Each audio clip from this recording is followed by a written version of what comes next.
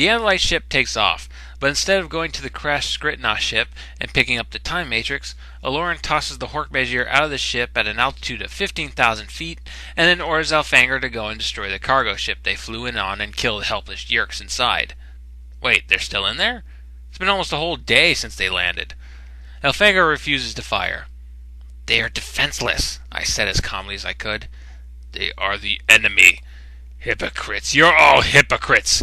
We lost the Hork-Bajir war because of weak, moralizing fools like you. Because of fools like you, I am disgraced and shunned and sent off trivial errands with nothing but Eris under my command." "War Prince Aloran, I honor you, but what is the difference how you destroy your enemy?"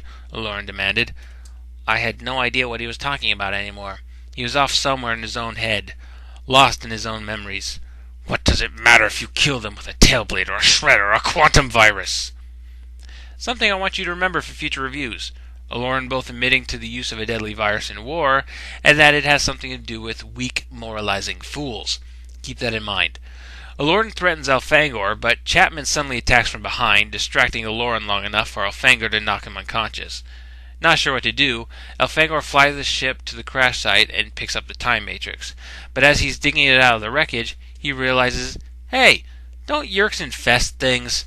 He realizes this just in time for Aloran and Chapman to try and shoot him down, but Elfangor manages to incapacitate them. Then Aloran appears, but it's not Aloran anymore. Yeah, what we got here is your standard Visor 3 origin story, yes sir. Yeah, it turns out that the Hork-Bajir posing as Sub-Visor 7 was a decoy, and the Yeerk was actually in Chapman's head. When Elfangor wasn't watching, the Yeerk exited Chapman and entered Aloran, creating the one and only Andalite controller. Elfangor uses his super-duper laser gun to stun Sub-Visor 7, and when bug fighters show up, tricks them into thinking he's Sub-Visor 7, and orders the Yeerks to fire on the other Andalite. The real Sub-Visor 7 makes a run for it. Elfangor tractor beams the time matrix into the belly of the ship, and he and the two humans escape the Taxxon world. Whew, that's a lot to take in. How many more pages do we have? Let me check here. 139. Eesh. Well, with all that heavy plot out of the way, the book has now decided to switch gears, and things are going to get a whole lot sillier. Elfangor removes the Yeerk from Aloran's head. They tie up Chapman, who, by the way, has not felt any regret for handing Earth over to the Yeerks, even after becoming a controller himself, and the ship slips into Z-space for a while in hiding, as the Yeerks have most certainly put a bug on the ship. Elfangor and Aloran have some bonding time, and then Elfangor decides that the best idea is to come out of Z-space near the Andalite fleet for protection. But when they actually do that, they discover, well, living asteroids that eat spaceships. I really don't know what to say about this. The Andalite fleet are getting brutalized by living asteroids that eat spaceships. And when the Yeerks show up in pursuit of Elfangor, they too get a faceful of living asteroids that eat spaceships. Sub-Visor 7 is there. Sub-Visor 7 is always there. Only now he's been promoted to Visor 32, and he's got himself a brand new blade ship. Elfangor manages to trick the Visor into docking with the Andalite ship, and as the Visor boards, Elfangor fires the ship gun point-blank into the blade ship, causing it to disengage and sucking all the air out of the Andalite ship.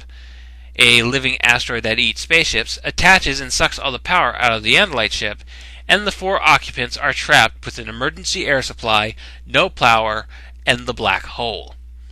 Oh, did I mention the black hole? Yeah, neither did the book. Just suddenly, BAM! All the living asteroids that eat spaceships are gone, and there's a black hole, and everyone acts like it's always been there. Damn, that's just sloppy. So both fleets have retreated, and the only escape is the time machine on the bottom of the ship, on the outside.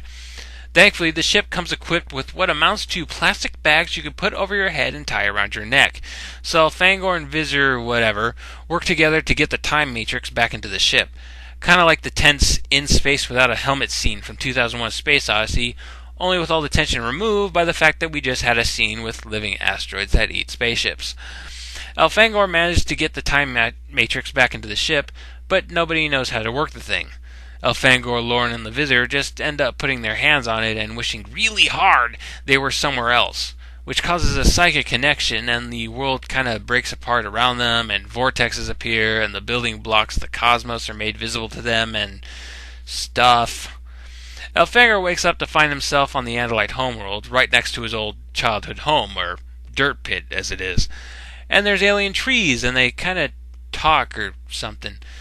Elfangor is stuck with bewildered nostalgia, but is snapped out of it when he discovers that the world is actually something totally different. A patched-together world with chunks of the Andalite homeworld, Earth, and the Yeerk homeworld. A desolate wasteland with strange half-life creatures. Elfangor, Lauren, and the Vizier meet up again, and deduce that they must have wished to go to 3 different destinations, and the Time Matrix just kind of mixed them all together, creating a new world.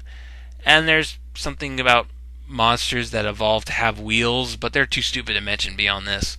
Really, most of the stuff in the New World doesn't really amount to anything besides formally introducing Elfangor to Earth in a way. Ultimately, they figure out that the Time Matrix must be in the center of this world, so they race to go there, but the closer they get to the center, the older they age. By the time they get to the Time Matrix, Lauren is about 4 years older. They fight with the Vizier, and Lauren whisks her and Elfangor to Earth, but in Earth where everyone thinks Lauren is 18 instead of 14. Okay.